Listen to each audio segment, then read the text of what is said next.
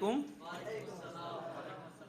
In the name of Almighty Allah, the most merciful, the most beneficent. How are you all? I'm also fine by the grace of Almighty Allah. I'd like to welcome all of you in this wonderful program. And I'm very delighted to be a part of this wonderful program. And I want to start by thanking my honorable class teacher for giving me a wonderful chance to say something before you. As well as thankful to the office staff, moderators, and the students. I was in school. I was afraid about English. I didn't understand any meaning of the sentences. So you may ask, how have I answered the question in my exam? So usually I used to read the question first and try to mark out some keywords from the question and try to find out those words from the passage. And when I get the sentence with those words, I just wrote down the sentence from the beginning to the end without understanding. And then my father said when I was in class 8 to take a spoken course or to take a course on grammar and so on. But I was like, no, I shouldn't do this. This is not for me. Because I was quite afraid about English and English was quite boring to me. After all, I have taken a course from Prime Minister Academy and it was the great decision of my life. I have learned so many things, not only English, but also there are so many things actually I have learned.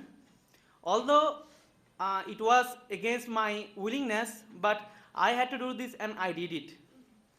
Yes, today I'm going to talk about doing work against your willingness.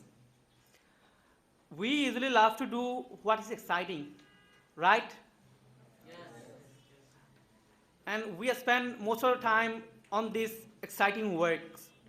But it can be seen that most of the exciting works are unproductive, but more enjoyable. That is why we don't get bored with this exciting work and love to do more and more.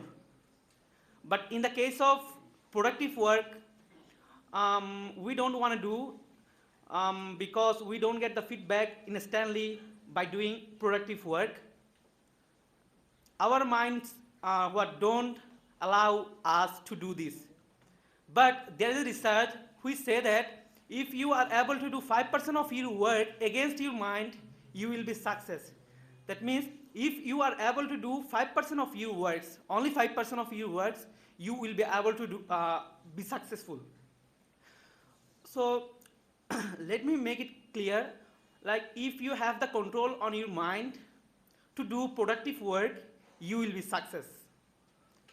But it is not an easy task because productive works are always exhausting. We get bored with it. For example, like if we are going to learn something new, after some days we get bored with it and we give up. So, but who can stay with this word, these boring words, that will be shine on this platform. And as in our prime, in every batches of spoken course, we can see that lots of students who get bored after 1 month, after few weeks. But some of them can speak very well, who can overcome the boringness, who always think that what is the potential, what kind of potential will I get after completing this course? And they decided to stay in the end of their course and get the benefits of their course. Now I feel that it wasn't bore, but it was bore. So that's the main thing I want to say, that boringness is always against our mind, but we have to work on this boring way. That's why our teacher always said every productive process, that means every learning processes are boring, but we don't have any other choice. We have to do this and get the benefit of this boring way. So remember, doing work, what you don't want to do, is an opportunity for personal growth and can lead to a sense of accomplishment and satisfaction.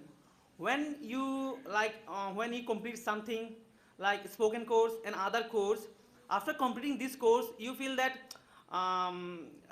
it was very nice to take this decision. Otherwise, I couldn't get the actual test of this platform, this thing, this boring thing. Now I feel that it wasn't bored, but it was bored. So I would like to conclude with a quote. Like there is a quote, to become successful, embrace the boringness. That means if you want to be success in your life, you have to go through the boring environment. So this is for today. I'd like to thank my honorable class teacher for giving me a wonderful chance to say something before you. And thank you all. Assalamu alaikum.